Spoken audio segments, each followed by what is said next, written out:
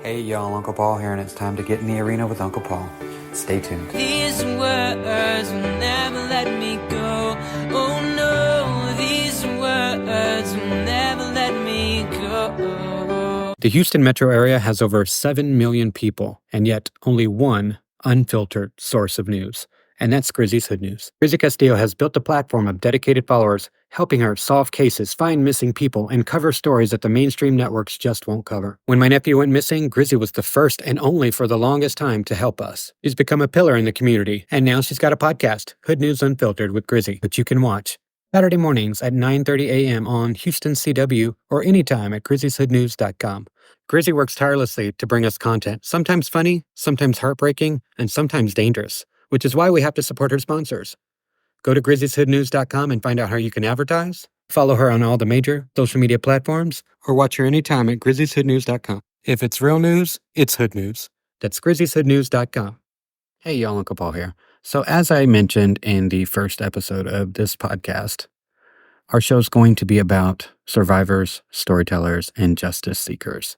And today, I tell the story of Austin Utley as I interview his girlfriend, Jessika, better known as Jessika for Justice, on social media. This interview was recorded a few weeks ago, but I hope it encourages you to get involved in any way you can. There are so many people in this country seeking justice, trying to get their stories out, and they just need platforms to do that with. And that's what I'm hoping this show will be, a platform to boost those voices out there that are screaming for justice and don't have all that many people listening. Everyone can be a social justice advocate in their own way. You can share Austin's story. You can share this podcast. You can go follow Jessika for Justice. You can share her content. You can get involved in your own way. And I'm hoping this episode will encourage you to do just that. Okay. How are you, Jessika? I'm doing all right. I'm a bit stressed myself. So Dizzy is one of the people that I know that's commenting. So she knows, and the people that watch me know that I'm in the middle of moving. But I don't have a place to go yet, and I'm waiting to get approved. And it's so stressful. But if everything works out, it's going to be like my dream home. So for exactly what I pay now. So fingers crossed, but I have a backup plan, but it just I like having things specifically planned out, and moving is just a stressful thing for me in general, but I'll get into that when we start talking, because there's a good reason why moving is very stressful for me. Okay. Well, we're starting. So I think we met through Grizzy, or I believe, do you remember how we met? That was a weird time for me. I think I met your sister. Okay. So I met your sister, and then I don't know if I came across you by accident, or because I know that she didn't connect us. I found you, I think, organically. And then I've met your sister. I know your sister and a friend of hers too. I went to the memorial for one of the other people in the group, and your sister came a few months ago too. So I saw her a few months ago. It's funny how the universe works, right? It really is. I'm grateful to know the people that I know, but I hate what brought us all together. It's a bunch of darkness and a lot of pain, but I'm blessed to know you and call you a friend, and Grizzy the same way, but I met y'all through horrible circumstances. Right. So we're here to talk about Austin. Austin was your ex-boyfriend? No, he was my boyfriend at the time. Yeah, we were together. We had been together 4.5 years at that Look point. at you answering my questions already. So for those that don't know me, and you're watching through Jessica's live, I am a podcast host. I'm launching a brand new podcast called In the Arena with Uncle Paul. I like to say it's part social justice, part Oprah. So I might talk a lot about feelings. That's just how I do it. I really like to put my audience into the shoes of the person that I'm talking to, because I think empathy is a very powerful tool when it comes to getting justice. So if you might hear some questions that seem a little odd for a true crime podcast, I'm not really a true crime podcast. Yes, this is live on both of our platforms, but it will be downloaded and made into an audio version, God willing, assuming I can get the technology to work, when I launch in a couple weeks, which is also my 6-month sobriety birthday. So I'm really happy for that. Congratulations. Congratulations. you, That's a honey. huge Ooh, celebration. honey, you have no idea. But let's see. So, how did you meet Austin? So I met Austin on Tinder. I met him on Tinder. I was in Texas visiting. I had lived in Florida and I decided to just check to see what was in the area when I was visiting. I was visiting a friend of mine that I met through dog rescue, and we started talking on there. And then I went back home, and he had wanted to take me out on a date before I left, but didn't have time. And at that time, I didn't know I was going to move here. Um, I very quickly after that, I decided to move from Miami to the Woodlands because uh, there's a lot going on in Miami, and I knew that like the cost of living was going up, car insurance, all that stuff. So I left Miami in 2015. So I left before what's happening now. So I left at a good time. And at that time, I worked at Apple. So I just transferred stores. And when I got here, I messaged him to reconnect with him because he was just very respectful and just actually wanted to talk. And if you've been on Tinder, that's not very common on Tinder. I'm more a grinder kind of guy, but Yeah. But they're normally not like that. So I liked that that's how he was. So I kept in contact with him. And within a week of me moving, we went out on a date. And after that date, that was it. I had got my own place within like 6 weeks of moving here. I was staying with my friend. And when I got my place, he just stayed over and never left. how would you describe Austin at that time? He was just a very active, silly, funny guy. He loves animals. Our dog. He loved my dog so much. He just very smart, very, very smart. Like too smart for his own good, kind of smart, and the type of person that analyzes everything. Just yeah, he was just so smart that there's not very many people that I've met or interacted with that like made me feel inferior to their intelligence. And he was finishing up his degree at the college next door to us, and like he showed me this math that he was doing, and he's like, "Can you read this to me?" I'm like, "No, I absolutely cannot because I have no idea what that says." And he always knew like the chemical names for stuff, like any prescription names or anything like that. His dad's a toxicologist, so he was very interested in like science and that kind of stuff, which I appreciated because I like to learn a lot too. So we were always watching a lot of YouTube, but very silly, funny guy, would make the weirdest nicknames. Like the dog, her name's Michi, and he would call her Pete because she would chew on her feet sometimes, and he'd call her Sweet Feet Pete. Aw, I love that. Someone said in the comments, I love to see the glow in your eyes when you talk about meeting Austin. No, Oh, I can second that, truly second that. Now, what was yeah, that's Raul. Raul is a friend of mine. He's another very empathetic, wonderful person. He actually has been working on a map that, like nationally, but he already finished like all the missing people in New York are on that map, New York City.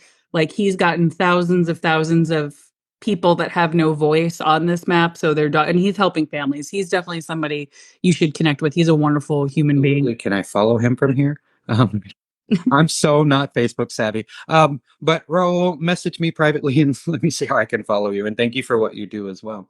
Now, what was that first date like? What do you remember most about it? I remember walking in and thinking how handsome he was. He definitely looked better than his pictures. He We were there for a while. We talked for a while. It was a long date. But he didn't try to kiss me for a few dates, which I actually said that in his eulogy that I was beginning to think he didn't like me because he didn't kiss me, but then I realized that he was just raised with manners. He, his family's like such a wonderful family. Like they're if you want an example of like people who live how the Bible is supposed to be, you're supposed to be, that's them. They're just such kind, wonderful people. And he's got sisters too. So he was taught to respect women and other people. And yeah, so he didn't even try to kiss me until like the sixth or seventh date. Oh, But that those dates happened like, pretty quickly within because I the mean first week there. he was living with me within 6 weeks. So Got it. Now, what was the thing you were most attracted to about him? um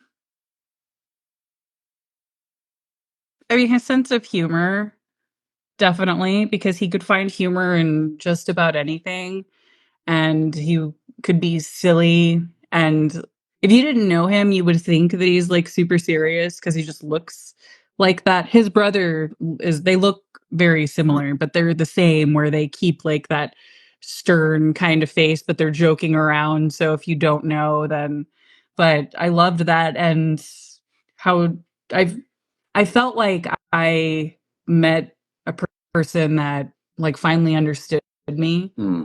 Uh, and how he understood me, I don't know, because we didn't go through the same things. We came from very different backgrounds, very different upbringings, trauma, and all that stuff. But I feel like he at least did his best to understand. And one of the things that he wanted to do the most was like help me through hard times. My mom had cancer when I met Austin, and she was declining, and like he's like, I'm gonna be there.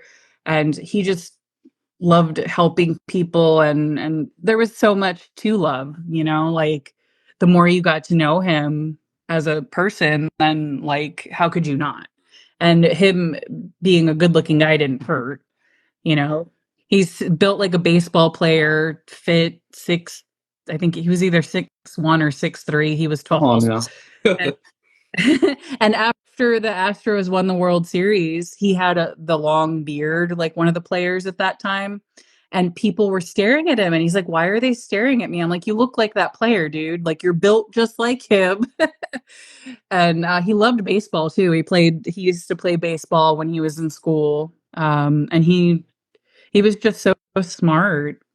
And like, we could sit and talk about the kind of person that you can just sit and talk for hours about like the craziest stuff, like aliens or like conspiracy theories or like the theories of the universe, like those kinds of things. I love that stuff. And we did a lot of that. Where you go, make me cry already. if I think these are all your followers that are watching, but y'all don't know me, but I'm known as the guy that cries all over TikTok. So just FYI. Now you said you'd been together for 4.5 years, I believe. What's the number? Yeah, we were together for 4.5 years. Yeah. Had you talked about marriage? Yeah. We, I mean, realistically, we were engaged because we were going to get married. The plan was once he finished his degree that we would get married. He was very traditional, that he wanted to be able to provide for his household. So he didn't want to get married until he had that degree. He felt like he needed that to be the head of the household and be a man and all that. I don't necessarily agree with that, but that's, His I value. can't change how he thinks. So I do have an engagement ring, but he was never actually able to get down on one knee and propose. The engagement ring that I have was my mom's, and the plan was to put it in his parents' safe so that he could propose, like actually propose when he could. It just that never happened. So I do have a ring, and I have another ring that I wear that's fake because I don't want to wear the actual ring because it's from the 70s. It's like a bunch of diamonds. I wore it once to a Parents of Murdered Children meeting, and they're like, don't wear that around here because of. So this is totally fake, but it's vintage. I got it at a vintage shop, so I wear this instead. But I have my ring in a safe and everything, and I have diamond earrings too that his mom had that he was storing at her place to give to me for my birthday. Aw. Sorry. No, don't ever apologize, please. because my birthday was only my birthday is June 20th, and he was murdered May 28th. So he already had that. And I've never actually worn them anywhere because I'm too scared to lose them. But yeah, so his parents were very involved in our relationship. They uh, have been great to me.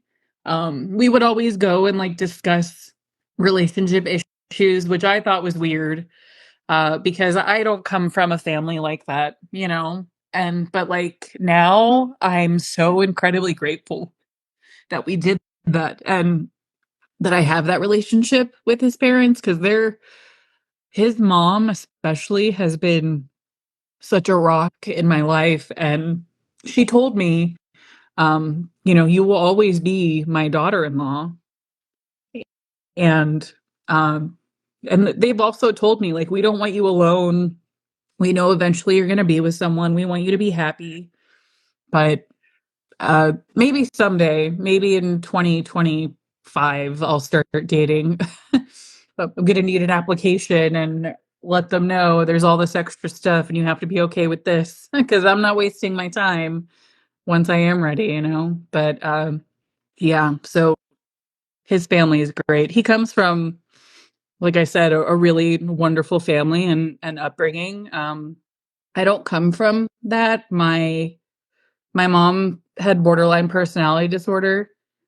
So she was not the calmest person to grow up with. I tend to identify with people that have parents that are addicts because it's very similar behavior. A lot of my close friends growing up, their parents were alcoholics or addict. My mom was just that way, you know. And my dad died when I was 12. So after he died, none of the other family came around anymore. Nobody wanted to deal with her. So I was just left with her, and her and I didn't have a really good relationship. I didn't never had like that support and stuff that he's had. So him bringing that to me at first, I just thought was so weird. But it's like, no, this is normal. This is what normal families do. So yeah, having them in my life is such a huge blessing. Boy, do I get that on a visceral level. Um, if you know anything about my family, honey. Oy. Oh, girl, you're just skipping along my questions here. I love that I don't have to ask them. Because literally the last question I was going to ask, were you close to his family? Yeah. Yep. I see them quite often and I talk to his mom every few days. Yeah. All right, now we get to the hard stuff. So tell me about the day he was killed and how did you find out? So that day was May 28th, 2019. I that day I was at work and normally sometimes I worked from home then, sometimes I would go to the office.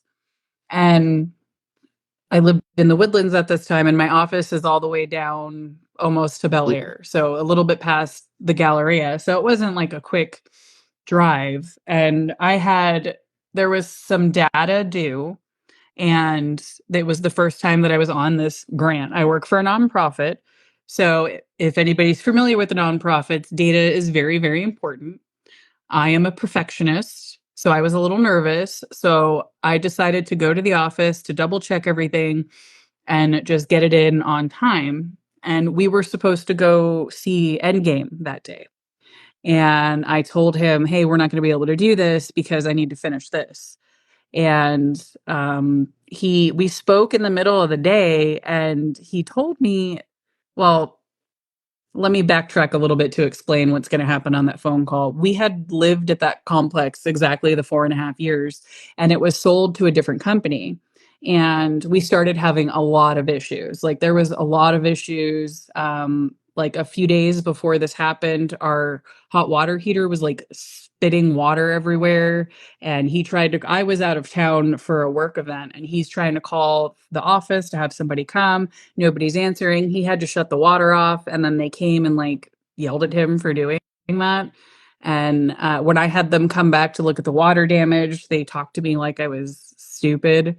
And I worked in Hurricane Harvey recovery, so like I'm very familiar with what water does to drywall and how it needs to be dry to like bring a fan, do something. One day they woke me up at 7 a.m. slamming a ladder on our balcony. I guess they were doing repairs or something. I thought somebody was breaking in. It was just, and then they replaced like the balcony things with like this really crappy like wood. It's just total square wood. They didn't sand it, nothing. We have a dumpster, and this lived next door to the National Forest.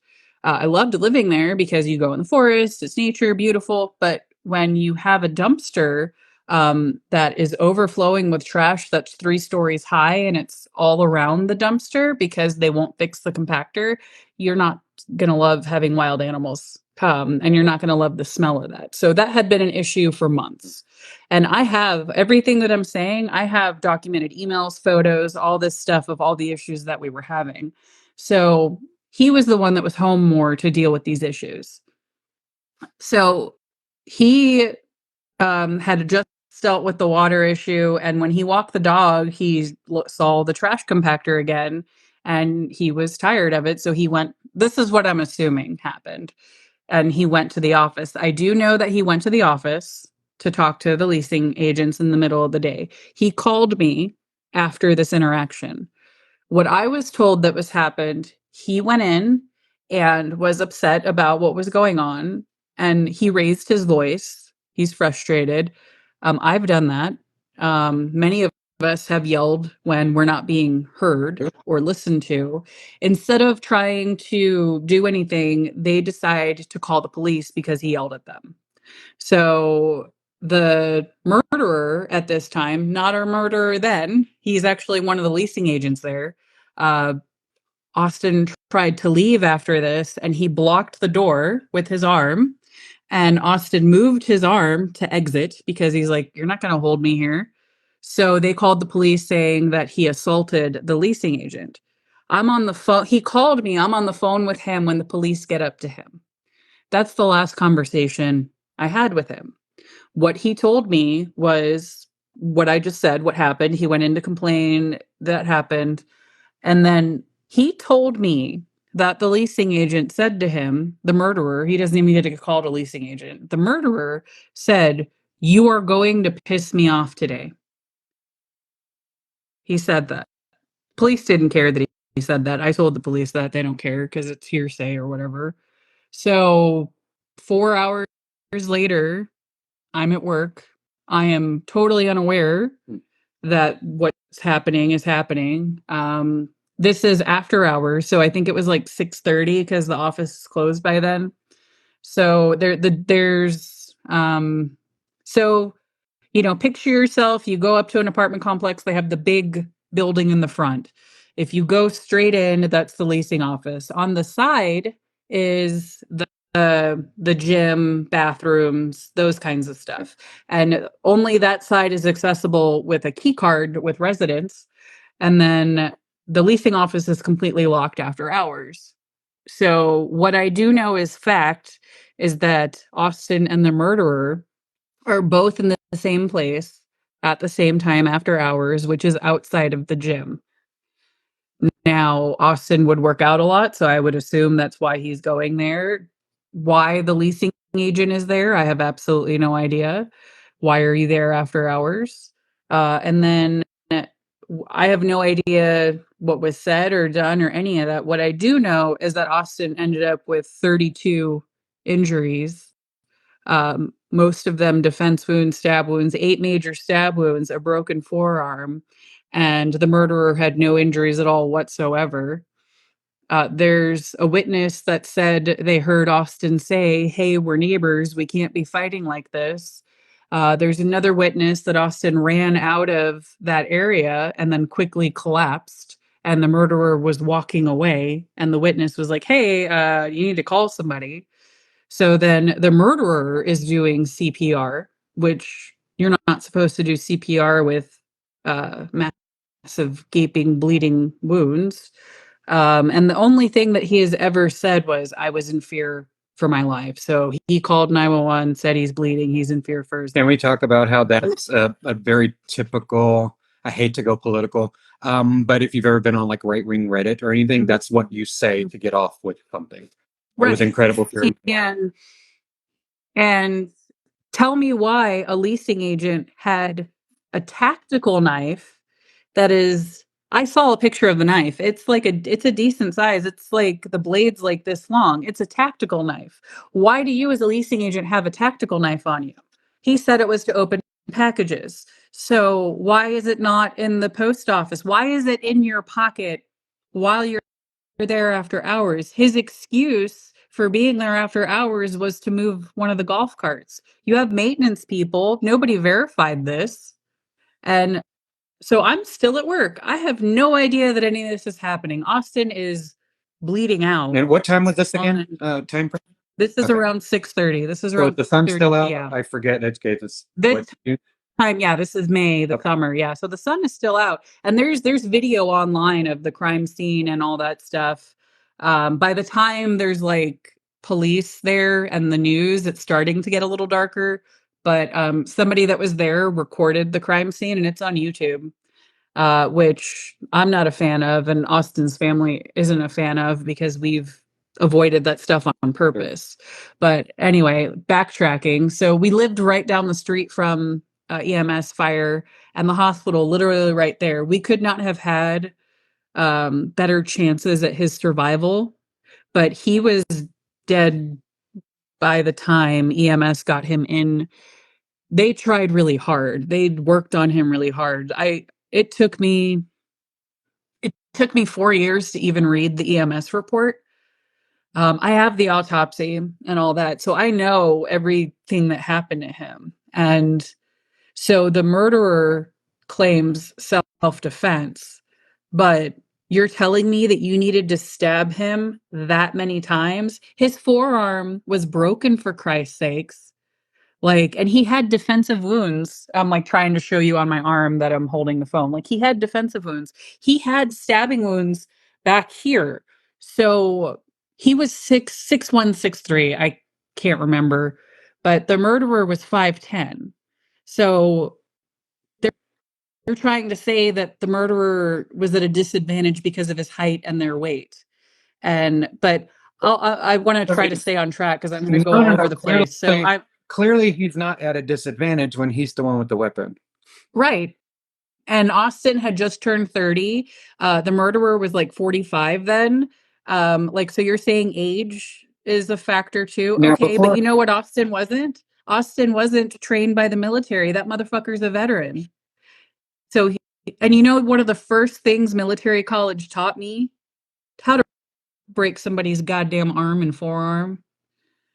But so anyway, so I'm at work then. So I'm still at work. I have no idea. And why I do this to myself, I don't know. But I did discover that I sent an email at the exact time that the EMS arrived. And because I went through my emails that day. And it bothers me that I was working and he's dying and I had no idea.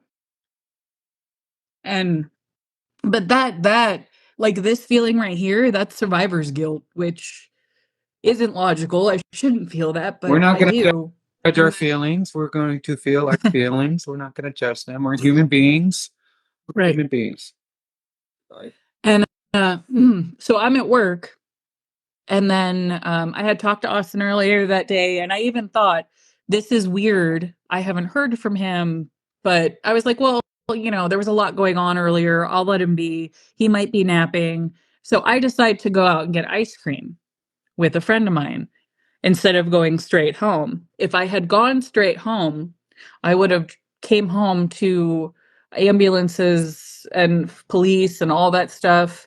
But depending on how I would have went home, I might not have seen that and came in the side gate, and then just went home and tried to figure that out. But so I'm getting ice cream, and I talked to Austin's mom a lot, and I had called her earlier that day, and she called me, and I was like, I'll call her later. No big deal.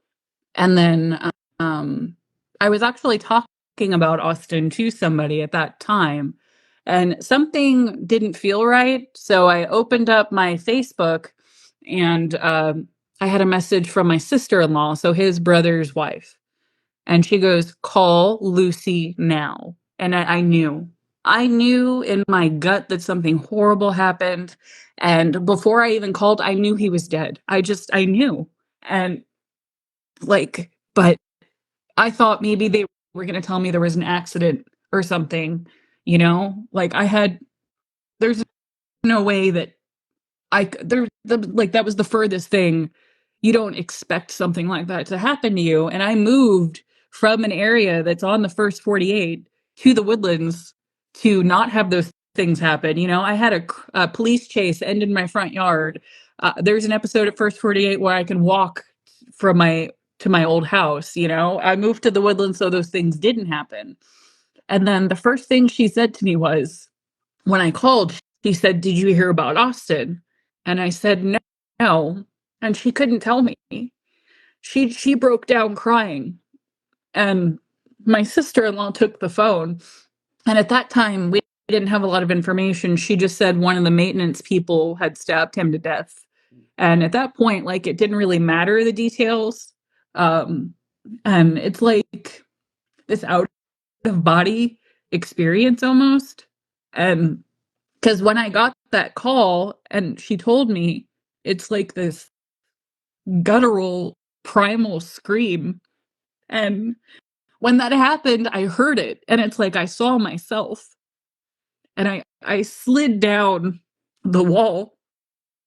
And it's just, I'm watching these other people because we had met a bunch of other people, and I'm hearing them too, but it's like I'm crying, but it's like I could hear them, and I remember what they said. They're like, something bad happened, and I'm like, well, yeah. There's a So name for then this. my It's friend, called dissociation.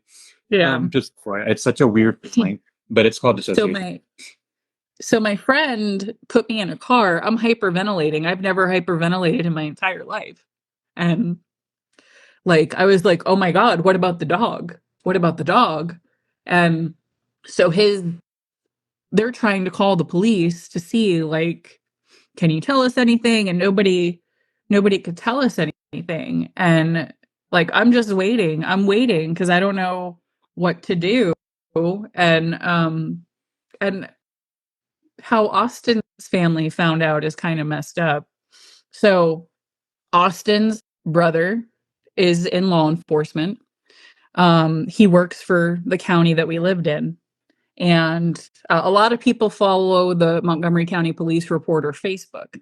They do a lot of Facebook Lives. And this is kind of why I have mixed feelings about going live at crime scenes for something that just happened.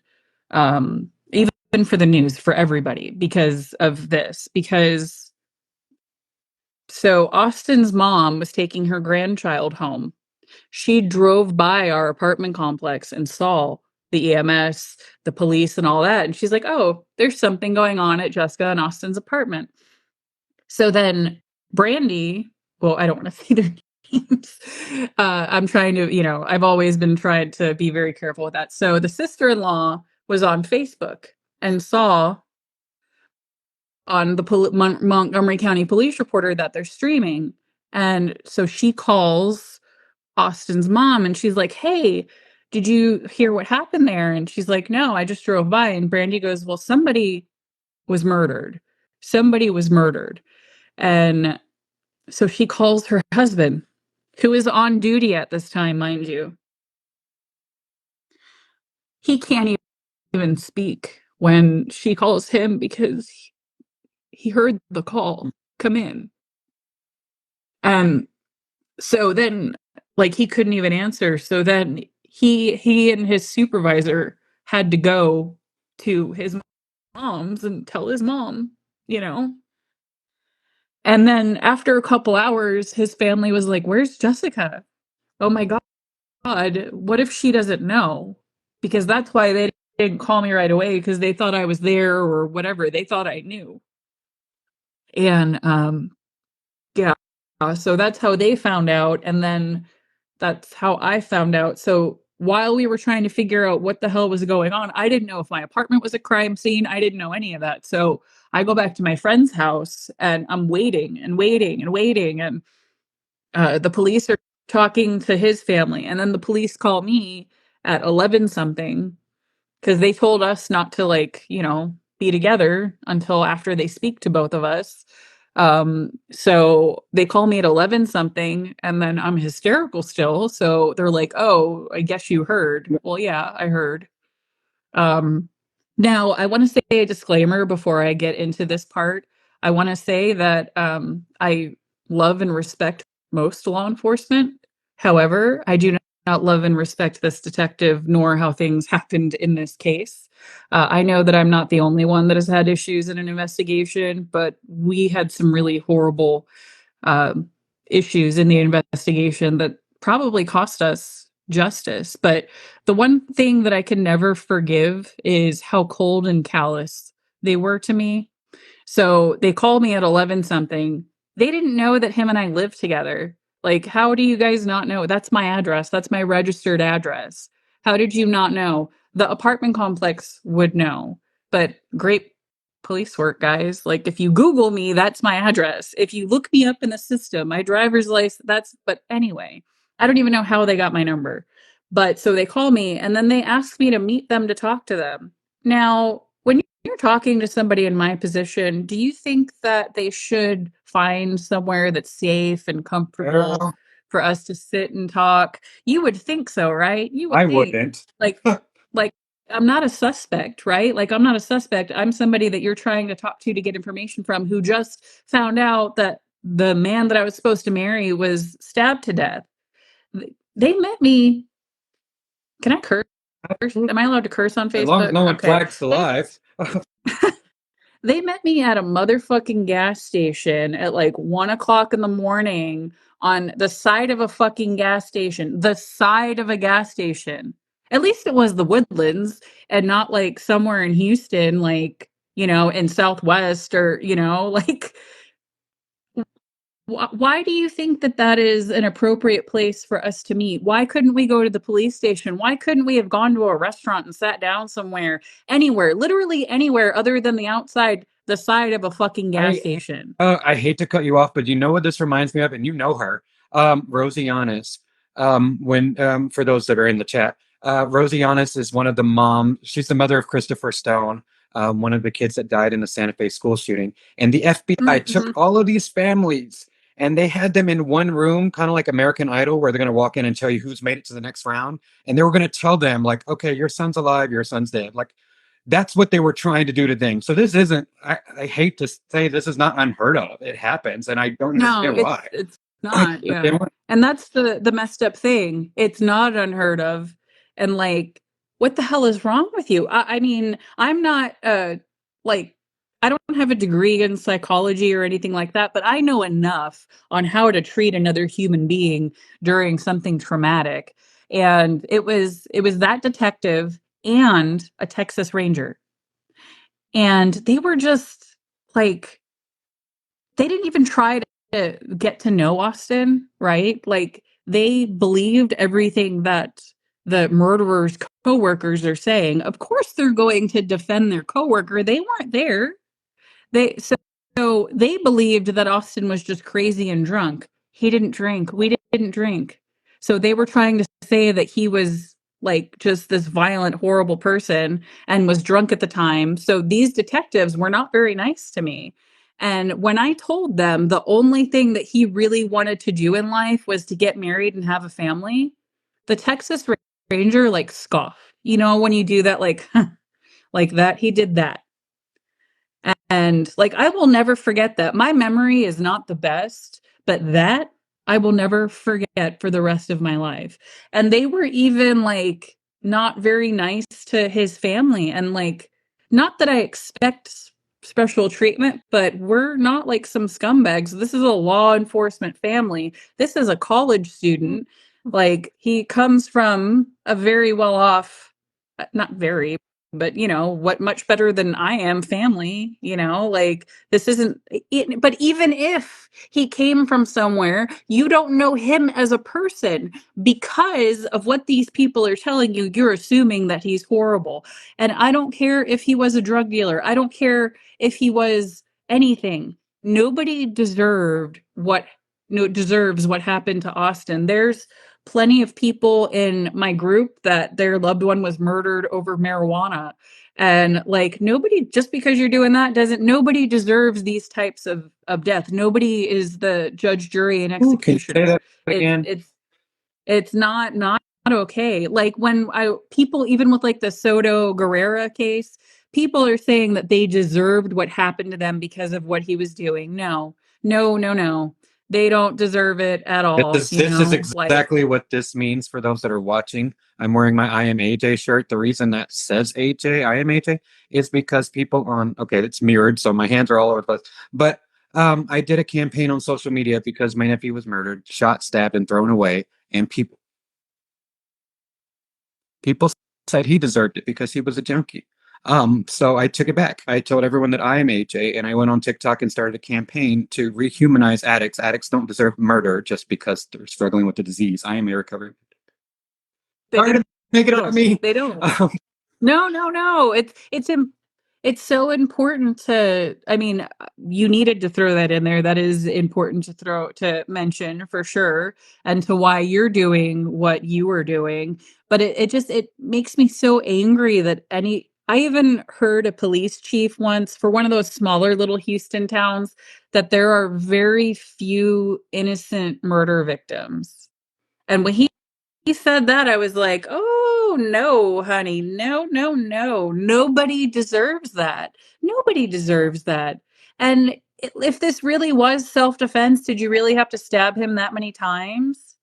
Like he had over would 30 I mean, I don't injuries. want to get too morbid, but wouldn't breaking his arm suffice? Like, You would think so. You would think so, but he even like he stabbed him so deep and hard that he severed the artery in his heart. God. Like this was a very brutal murder, and you are treating us like he did something wrong, even if he was an asshole. Even if he was, let's say he was an asshole, let's say he bitch slapped him, did he still deserve it? No. Like the force doesn't match, and that's why I have an issue with self-defense, because you can say self-defense and do something like that and get away with it. With a caveat, typically, you typically have to be white. You can't be a person of color and claim self-defense because 9 times out of 10, um, I hate that, but that's statistics bear that out. So in this case, he was actually Was he? murdered. That He was. It's not something I mention often because it doesn't matter. It it typically literally doesn't doesn't, but matter. that shocks me to death. I mean, I have seen pictures, so I knew that already. But Right. statistically speaking, folks of color can't claim self-defense. But weirdly enough, in Montgomery County, they can. And I'm wondering if his veteran status had anything to do with that, or if he had connections. Do we know? So I heard through the grapevine, and this could be bullshit or not, but like you, I have people everywhere that I know that tell me Yeah. stuff that work in the city and whatever. So I heard that they tried to like make it go away as quickly as possible because they didn't want like Jesse Jackson or someone to come down and raise a bunch of racial issues. I don't know if that's true, but I could see somebody thinking that or being stupid enough to say that, especially in Montgomery County, thinking like that shouldn't be your priority, first of all. The priority should be that somebody was I murdered. wonder what was going But on in the news at the time, 2019. I'm wondering if there was any cases that they felt they could tie that to when was George Floyd? 2020, When was George Floyd? 2020, during COVID. 2020. Yeah. I don't know what, but I mean, things have It always shouldn't been matter, but it does. right. It does. It does matter. And so I talked to the police on the side of the gas station, and Okay. that after that, I went to see Austin's family. I went to their house, of course. Um, and then I was with them for a little bit, and then I had to go get my dog. I didn't want to go back there, But at least I knew at that point that he wasn't murdered in our apartment, and I knew I could go back. But one of the issues that we were having at the apartment complex was the gates would randomly not work, especially the one that you would go into the side to avoid going in the front. So when I went to go home and get the dog, the side gate didn't work. So I was then forced to go through the front and where he was murdered. Now, at this time, it's 3:00 in the morning. I'm assuming everything's going to be gone by then. No. It was not. The crime scene cleanup crew was there cleaning up, and I tried not to look, but there was so much blood. There was so much blood, and it bothered me that they were just washing it away. Like, I don't know what I wanted them to do, but I didn't want them just washing it down the sewer. And, like, that's the thing I will never get out of my head is seeing that. And I saw that every time I closed my eyes for months. And then I went home and got the dog and grabbed some stuff and went to stay at my friend because I couldn't stay there without him. Wait a minute. Were you alone at this time? No, I had my friends with me. I had my one of my coworkers, and the other friend was actually a psychologist. So I had her with me. And so I work very closely with mental health, and I have a lot of coworkers that are psychologists. So I had a lot more immediate like mental health support than most people would. But even with that, like it's messed me up, you know. I have the advantage that a lot of I'm using my my mask as my um like it's even knowing all the stuff that I've known, even working in mental health, even having therapy work, even knowing all this stuff and having somebody those people with me right then and there, like it's almost been 5 years and there's still so much that I'm I dealing don't think with. anything Um can prepare you for that. I mean, you no. can. I was just talking about this the other day because I mean, I've been an activist for as long as I can remember. Like, I did the March for Our Lives in DC. I've done several Black Lives Matter marches, and I did the Women's March. And knowing how, marginalized people are treated in this country, knowing it is one thing, but feeling it when it's one of your own is a totally different thing. So I don't think there's any way to truly prepare any of us for, facing things like this. It's just, Yeah. for lack of a better word, I can't articulate it. And like it's not only that you lose somebody through this horrible way violently, if it's a car accident or something like that or an overdose, those are traumatic, but after that, that's it. There's nothing else that comes along with that other than like normal death planning. When it comes to murder, there's so many more layers that come to it because you have the police investigation. So I had the police digging in our lives and treating us that way, and then you have the court system right once the investigation's done. And we at least I am grateful that we know who, because there's so many people that don't know who, and we have those answers, but I still have so many questions. And so ADAs are supposed to reach out to the family first and get to know them before it goes to grand jury and all that. They didn't do that. Can you define what that is for those that might be listening that are unaware? So grand jury. No, not the grand jury, the ADA. Oh, the ADA, assistant district attorney. I had to think about that for a second. Oh, but I also forgot to mention. There's so many mess ups. I'm No, going to you're keep good. backtracking. So while they were on scene, they had the murderer's phone. Like that's evidence because for all I know, the murderer Googled how to get away with murder after they argued. Right? They had a rookie on scene that had the evidence. He put it on top of the patrol car and then ran over it Doesn't because seem he forgot it was accidental. That doesn't, you know. I mean, they shouldn't have rookies on murder scenes in a city that never has murders. Like, it's very rare. They don't even have just homicide detectives. Detectives are robbery, rape, all of that. Right. So I could see a rookie doing some dumb shit like that, because what they're so like, it's so it's so We may stupid. But they never too, because searched. there's so much I want to go over. There's so Um, much. They didn't search his apartment. They didn't do any of that. They didn't search our apartment, his they literally apartment. just But they recognized. tried to get it into Austin's phone, but they weren't able to. Was But like, is there? You may have answered this already. Forgive me if I'm repeating it. Was there security camera footage? not of the incident, because it happened in the only areas Of course. that doesn't have cameras. There's like video of like him exiting a certain area, but like the incident happened the only area that doesn't have cameras. You know, coincidence takes a lot of planning, says Malcolm Nance, who's a CIA guy that I follow.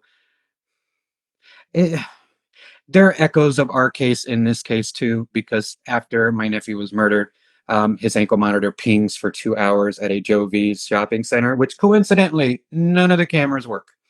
Security knows that. So it's just weird how these little coincidences happen. Just he coincidentally murdered him in the area with no working cameras. And just happened to go back after hours and just happened to still have the knife on him. And I know that he lived on the complex, so I don't think he lived that far from us. So I don't like to speculate, but for all I know, he saw him go there and followed him in there. I wouldn't. You know, it wasn't uncommon for us to run into each other. It wasn't uncommon for us to see him.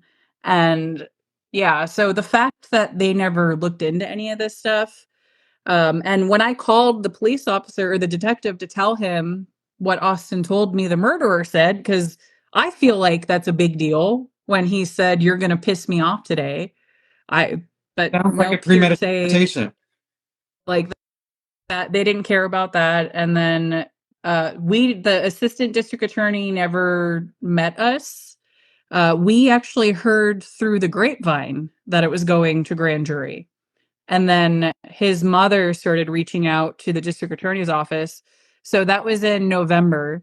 The murder happened in May. It went to grand jury in November. And this was right before Thanksgiving. So these are grand jurors that have been grand jurors for a while. And they're ready to go. It's almost their time to be done. It's almost the holidays. They also didn't have all of them there. They were missing, I think, 2. It's just And you need 9, I think, to move forward, or it's 10. so infuriating Regardless, comment. they were missing some, so it would have taken is less people to say no. So we didn't even get the right shot at that. And you also know, And then because grand juries are confidential, you don't know what evidence they were showing. no Ever. idea. This is Texas. But the ADA, they didn't even meet us until I think February, January of the next year. And then we went over everything. And she didn't know that we knew him for 4.5 years. She didn't know any of that. The things that I was telling her, she didn't know. And I was drilling at her with questions because I'm upset. And I guess I made her cry. She left the room for a bit. For She her. came back. And there's a lot of coincidences, and just coincidentally she's no longer with that DA's office anymore, but I'll get into all that later because there's so much, like you said. I don't want to jump ahead because I have you down for 1 hour, but there's so much we still have yet to cover, and I don't want to like not talk about anything. I do want to say the one thing that stuck out to me the most about this case, because I do my homework, or I try to, was that the murderer immediately hired a lawyer. Immediately, without even being charged, he hires a lawyer. It tells me he's feeling guilty. Not only that, but he hired the lawyer that worked with the Texas veterinarian that had to hire someone to kill her ex-husband. Yeah, the lawyer. What's this lawyer's name? Oh God, where'd he go? I just had it in front of me. Anyway, it's like that matters. But I mean, like that's the lawyer he picked, the lawyer that was defending the veterinarian that hired someone to kill her husband. Didn't she jump out of a I don't building? know. I have to really dig into that. I think she did. Wait, did she jump out of a building? Is she still alive? I think she did. Either that or I'm confusing another murder for hire. I mean, there's so many of them.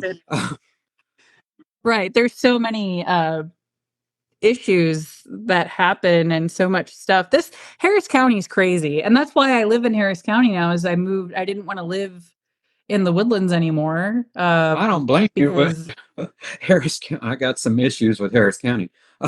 As well, I didn't know all the stuff that was happening when I moved to Harris County. I was just trying to get away.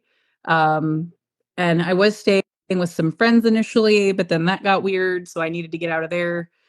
People get, as I'm sure it's probably happened to you too, but people get weird when murder happens to like in your life. People act like it's contagious. They want nothing to do with you. They don't want to talk about it. They don't want to. well, So, I know this. yeah. If they walk out of your life, So, they tell you to, oh, isn't it time to move on? Like, I mean, it's been like 2 weeks. Um, right. And for me, not only was Austin murdered the next day, so May 29th, I got a phone call that my mom was in the hospital and my mom had cancer. So, within a couple days, I had to fly to Florida and deal with the hospital. I had to put my mom in oh hospice, my God. fly back to Texas, do the funeral, and then fly back to Florida. And yeah, I was flying back and forth a lot. Well, how about this? Instead And of then, part two, do you want to just go for like another half hour and see how much we can squeeze yeah, in? yeah, we can do that. That's Okay. fine. So Yeah, that's totally for fine. those that are listening to the podcast when it finally drops, yeah, we're going to do an hour and a half. So FYI. Now, your followers don't know this about me. You do because you know me personally. But I am, and I hate the freaking label so much. Don't judge me. I'm not a devil worshiper, but I am a psychic medium. And I hate the freaking label. And I told you if Austin came through, I would tell you, right? Um, I do light my Jesus candle every time. I'm not Catholic. There's something about it. I bring white Jesus in this. But can I tell you what came to me? And for it sounds snarky. Was he a snarky funny, like a sarcastic funny? Okay, Yeah. okay. Because I hope this doesn't sound as callous. The moment you're eating ice cream, I hear him say, "Of course you would be eating ice cream at a time like this," and laughing about it. That's literally what I heard when you said that, and I'm just like, "Oh God, do I tell her this now? Like, what if she gets up or hurt her feelings?"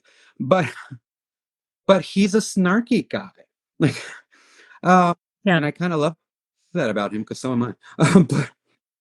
But Yeah, he definitely that way and like the kind of humor like that's what I was saying earlier, like you have to know him to know that he's not being an asshole, but like he would really only do that to he knew people that knew him, because when you said that, I'm like, I can't tell her that she's crying for one and already feeling guilty, and you're trying to get me to make a joke with her.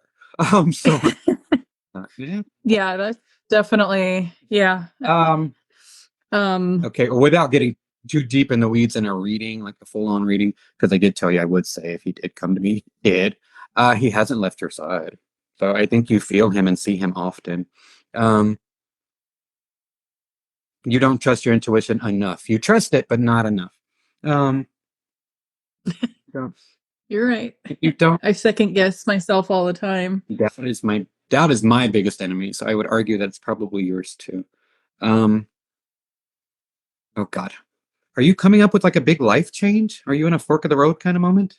Yeah, I'm moving. Trying to figure out if I'm moving areas or right now I don't even know where we're gonna live. Ooh. Like I don't know anything. It's so yeah, and I'm supposed to be out of this apartment by the 31st. Go with the path that scares you the most. The one that's most uncomfortable. Go with it, whatever that means. Okay. Enough with psychic call for now. So um okay, let's see, where are we? How do how does it feel when you hear, and you may have already answered this, but I kind of want to dig in a little deeper. How does it feel when this guy, this murderer, says that he did this in self-defense? What's going on in your head at that moment when you hear that? Because you know Alston. It's just there's just no way that it had to be taken that far. Like there's just maybe if you're really punch him in the face, but like I can't comprehend doing what he did to Austin and for what was like a stupid argument earlier in the day. Like that doesn't make sense to me. Like Austin isn't that dangerous. It's not like he was some pro fighter or boxer or was trained fighting and or any of that. I know more hand-to-hand combat stuff than he did. I just don't. I've never seen him get into a fight with anybody. You know, I've never seen him like try to just haul off and fight someone. So why would this all of a sudden happen? And even if like hypothetically, even if he was being a jerk, even if he did throw a punch, which I know he didn't. Let's say he did. It still doesn't. What happened shouldn't have happened. Absolutely. There's just no reason for 8 major stab wounds and totaling 30 injuries and a broken forearm. You're telling me he was still going after a broken forearm? Like, I really find that hard to I find believe. it interesting that his forearm was broken, and when Austin was trying to exit the office earlier, he grabbed the guy's forearm. So I'm wondering if that like imprinted something that just like, I got to get back at you. It's like, how dare you touch me? I don't know. That's the Right. feeling I get. And the fact that he's carrying around a tactical knife. I mean, I know it's Texas, but what did the complex say? Because this is a company and he is an employee carrying around a tactical knife. What did they say? They supported him. Is he? You know, that defense attorney, that lawyer, he didn't have to pay a dime. The company paid for that. And he was paid while he was on leave. I'm going to reach out to them and see if I can get a statement from them. I'd just be interested to see what they say. If they Well, they changed the complex changed its name. Oh, of course. Too. What's it called? It was the plantation. Weird enough. Something with a V, but I'll send you the information. It's the reviews from the old name put what happened in the reviews. People did. I didn't do that. Strangers did that. Well, strangers will do that. Well, maybe I'll tell strangers to do that with the new complex. Maybe I won't. I'm not saying anything. I do have quite a following on TikTok. Maybe, just maybe. Maybe they need some good reviews. Now, did they reach out to you at all? Did they offer condolences? Anything?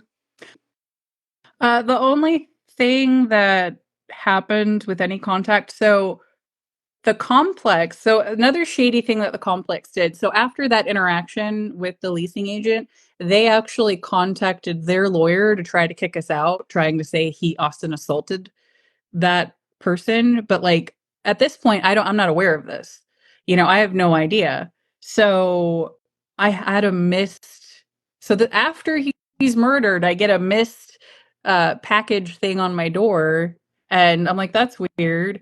And then I check my mailbox. I still have the right to be there, but they had put in my mailbox not to put any more mail there. And then inside there was the letter from the attorney saying that we had 24 hours to get out. So I think that they were trying to make that not come because that doesn't make them look very good. And then I had a lawyer. I gotta pause. So you go to check your mail after Austin's been murdered, and there's a letter from a lawyer inside saying you need to leave. They were saying Austin and I needed to leave within 24 hours. They were too stupid to stop it, I guess, after they called. Yeah. So then I had a lawyer reach out to them, and they had no idea. They acted like they had no clue what I was talking about. The gaslighting is always nice. Yeah, they had no clue what I was talking about. And then after I moved out, they sent me a letter. They gave me the entire deposit back. Oh. They gave me the entire deposit back, and then they put like they put something like we're not taking any responsibility, but we're giving this back to you because of blah blah blah. I have it somewhere. So I've never dealt with it because him and I weren't married. I don't have any legal rights to anything. His parents, on the other hand, do. And I just, yeah, they're not as, they're scared. They're scared of me, but they know not to say anything.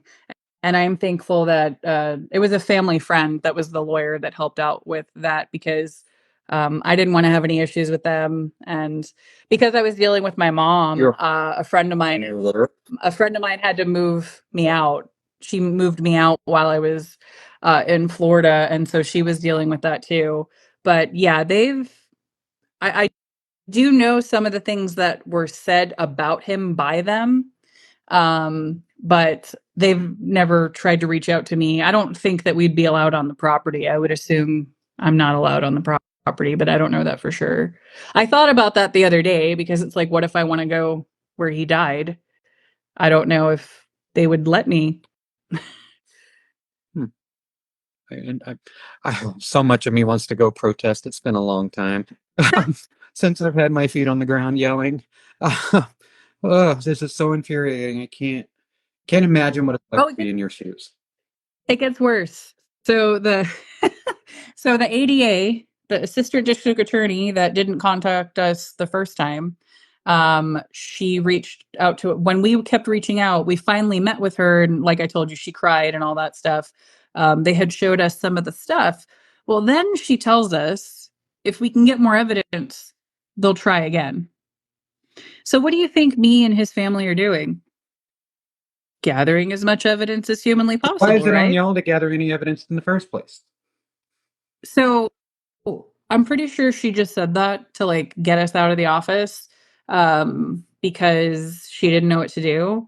Because for months we're sending them stuff. She said that, so I heard that she had been at the crime scene. I don't know if that's true because I was explaining stuff to her and she wanted a map of it. So like I'm going through this myself. I'm drawing a map. I'm doing all these things. We're sending her stuff. And then the DA's office stops responding. Of course. They stopped responding. So I I would have went down there and probably gotten arrested, but because I don't do anything without his parents' permission, I always run stuff by them. I'm not trying to embarrass Austin or them or but I'm pretty sure I would have been arrested by now if I was not doing that because I would have went down there and beat on the door demanding answers. Instead, I did things the right way, and I had gotten in contact with Andy Kahn at Crime Stoppers and gotten to know him. So then I took a picture with him and sent it to the district attorney's office requesting a meeting with the district attorney and Andy Kahn. And well, don't you know it? Then they responded I because wish everybody around return. here knows who Andy. I'm just saying. I wish That what? Andy Kahn would return my. God. Well, I will. I see him in a couple weeks. I'll talk to him. But so we did get a meeting with the district attorney, and when we get there, this guy is walking in front of me, and he just walked cocky, and I was like, "That's a cocky son of a bitch in front of me," and that was, of course, was the district attorney. Um, we thought so. It was me and Austin's parents, and so we thought the ADA would be there too, but she wasn't there because we were there to talk about her. Mm. And he's like, I thought it was best that she wasn't there. And then it was him in the first chair that was there. And so there's the four of us and the two of them. And the first thing the district attorney says to us is he's not going to retry the case, that he thought that Austin got a fair shot and all this stuff. We're like, Yeah, that's the word I would use. but we're telling you all this information. Like, you can't tell us that he had a good chance at justice because you guys, I don't think that you guys presented this correctly. And then him in the first chair decided to reenact what they thought happened when we were saying that he was stabbed in the back, and they didn't warn us nothing. They just got up and did it. And the real messed up thing is that the district attorney told us his grandfather was murdered when he was a kid, but apparently that he doesn't remember what it felt like or what he went through because he was cold. I think he was cold. Um, and I just felt like they weren't really listening. And how I am, I don't, I'm pretty sure I upset him because of how I was going at it with the questions, because I needed to understand how is this self-defense? I thought it had to be like force, like I would think that if somebody has a taser, you wouldn't be able to like shoot him with an AR-15, but apparently Where you can. enough you can. So, And the law so is so screwed up. I'm sorry to cut you off, but the law is so screwed up that if you're going to injure someone, you're better off taking their life than leaving them alive, because then you're likely to face retribution for your crime. But if you kill them, it's well, the victim can't say anything or do anything. And they villainize the victim because the victim can't speak up. They're lucky if they have a family that can advocate for them. So we're talking, and like I'm not understanding stuff, so I'm asking him all these questions, and I said I don't understand how this is self-defense. And he said, well, he can be in fear for his life for what happened earlier in the day. I'm like, so you're telling me that somebody yelling at you earlier in the day, that you can kill them hours later because you're in fear for your life? I said, so wait, what you're telling me is that I could have murdered half of the people that came to me when I worked at Apple. That's what you're But telling here's the me. thing about that And argument, though, is doesn't Austin have the same right? apparently no. No. Apparently not. Apparently he's the threat and he's the bad, but it doesn't make any It sense never does. to me. And he didn't like that I said that. He's like, that's not what I want you to take out of this. I'm like, that's exactly what I am taking out of this, because and yeah, because I'm not a fan. And if anybody ever runs against him, I don't care who they are. He's been in position and power way too long. Nobody ever runs against him in Montgomery County. Nobody ever runs against him. He's been there way too long and he's too comfortable. And to think that he could talk to us the way that he did too, Same. there was no empathy. Like for somebody telling me that your grandfather was murdered when you were a child, where is that? Where is this? And then you're telling us that Austin got a fair trial, but then you're telling me that the ADA should have been fired for how she handled the case. So which one is it? Because he did say that. Brett And Lingen or Ligon mm-hmm, yep, serving that's his him. fourth And term. his fourth term, so that's 4 years per term. So he's been there a while, and nobody will run against him. So he's comfy, And He looks like a real piece of work. yeah, I, I'm I just don't think that Austin was represented properly. How can you go to grand jury when you didn't even get to know him or talk to us beforehand, and you're telling me he got a fair trial? And you can't tell me that this lady should have been fired, but then he got a fair trial. So which one is it? She either should be fired or he got a fair trial. You can't have it both ways. Girl, Like, I love it. and she's not there anymore either. She's not licensed in Texas anymore. She's not even in this area. She left the district attorney's office shortly after that happened. They moved her off those kinds of cases, moved her to cases with children, which she's probably better suited for. She couldn't handle a murder trial. She did a terrible job. And then then I just have to live with this forever. Or I have to hire somebody to do a reenactment and spend $20,000 for all of that stuff. Those are my only options. I have to wait for him to not be in Have you, office anymore. has the family Or considered a civil lawsuit, or is that no? no, Oh, you can't speak up. I there there is civil going on, but not anything that we can Fair, talk about or that, but fair yeah. enough. Okay, we are wrapping up here. So, what are you doing now? Because I obviously you're Jessica for Justice on Facebook. That's how I know. What are you doing with that? What are you doing? Because I know you're, continuing Austin's legacy in kind of the social justice advocacy realm. Um, Explain that to me. I don't know if I asked that correctly. So it made me, after what happened with us, it made me realize, how many other people is this happening to? How many people that don't fit the boxes that we do, because we're middle class, white, educated, that he comes from that kind of background. I'm white and Hispanic. My dad immigrated from Cuba. Some of my family don't speak English very well. Some were very scared of how things worked in the government. I would never see them, doing something like I am because they would be too scared to do so. And after going to Parents of Murdered Children and meeting all these other people, my story isn't uncommon. Our story isn't uncommon. And when you're not in the thick of it, you need somebody to help walk that path with you, because when it's somebody who's gone through it, but it's not their family member, they can help you see things that you can't see or help get some of the emotion out, but they understand.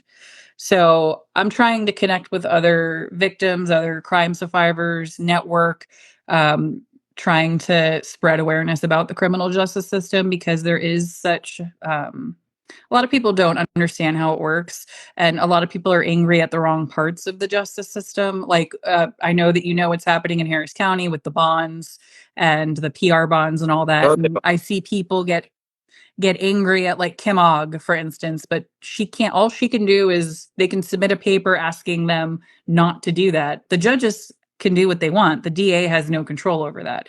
The things that the ADAs can do are limited. They do have some options. And then, there's some things that the judges are limited to, and there's laws that we're trying to change, but people don't understand how the system works, so then they don't support them.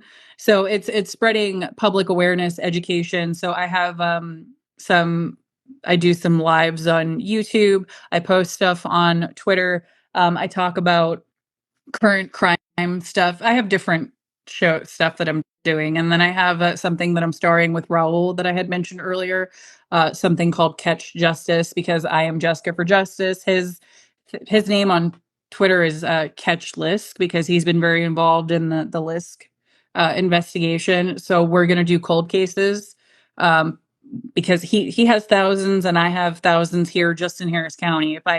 If I never covered anywhere else, I would never run out of cases, sadly. And so it's just getting the information out there, getting the cases out there. And when I'm doing okay, I feel like I'm kind of filling in for those of us that aren't doing okay.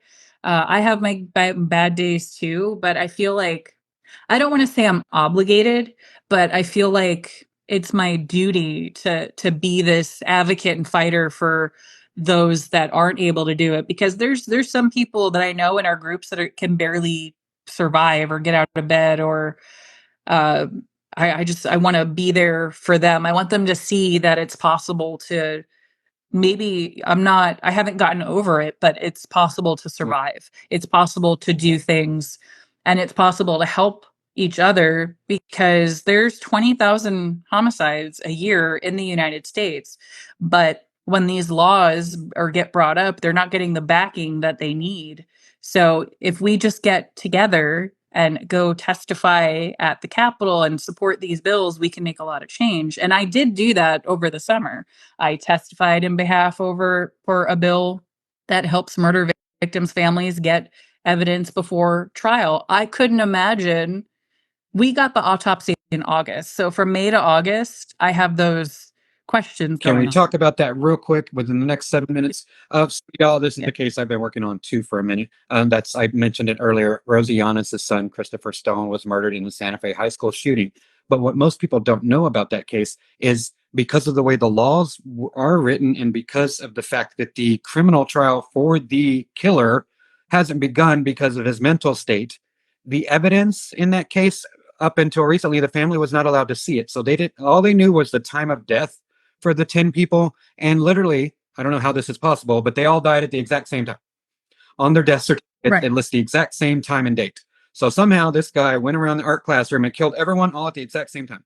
But that's all they know. They have no access to security camera footage. They don't know, like, the only pieces of evidence they have are like hearsay from people that were there. Official stuff, they don't have access, or they didn't have access to it. However, the Galveston County District Attorney, I believe, or judge, the title, leaked it.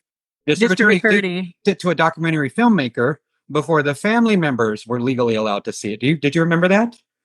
I Didn't know he did that. Oh, honey, we have to have a conversation about the Galveston high school shooting. journey. And there's evidence that was in that documentary that the family had never seen because they didn't have access to it. That's It is horrible. I would be devastated if somebody put something out there that I didn't see first. Like just going through those few months and not knowing. And the thing that I find odd too, why did they give us the autopsy right away? But they're being so weird with some of these other cases. They gave us the autopsy in August. It didn't go to grand jury until November. because So they knew they were going to yeah. make Yeah. They against. they knew it wasn't yeah. So Now the I just wanted to bring that up to thank you for what you did this summer, because I know the Stone family because I did a podcast on them years ago. And his sister Mercedes is a friend of mine. So hearing that when I interviewed them, and that was 2 years ago, and now it's been what, 4 or 5 years, and they're just now seeing small pieces of evidence, but they're not allowed to talk about it anyway. They can't take pictures. They can't talk about it. It's just yeah. It's not been ridiculous. convicted of anything. And it's not like the families are going to take that information and do something with it. We want to know. So like I got the autopsy in August, but even having the autopsy, I still needed answers. And my mom was still in hospice in August. She died the first week of August that year. Her doctor had used to be a coroner. So I just felt the need to tell him. There was a nurse that I felt the need to. He told me that, and he sat with me for an hour and a half and answered all the questions. And one of my mom's nurse that I felt compelled to share with, her brother was stabbed to death, murdered years prior. And like those people were angels and like gave me comfort and things that I needed at that time. And like, so I had access to a coroner. Families don't have access to that. So I got so many more answers than a lot of people did. But I still have so many questions. So it's cruel. And what I said in my testimony is it's cruel and unusual punishment of the innocent, withholding that from the families. I don't know that you know this. But that hit home for me because I started my first podcast, Disinfecting Sunlight, as a way of giving back to my brother who was murdered when I was 3 on 4th of July, my favorite holiday. That's why I started that podcast.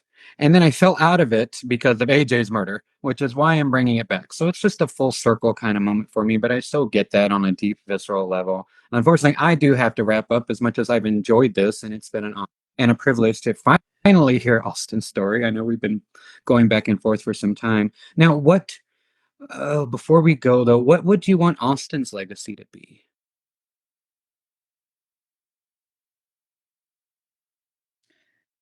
So one of the things that I started doing was doing random acts of kindness on the 28th of every month because the 28th is not a good day for me.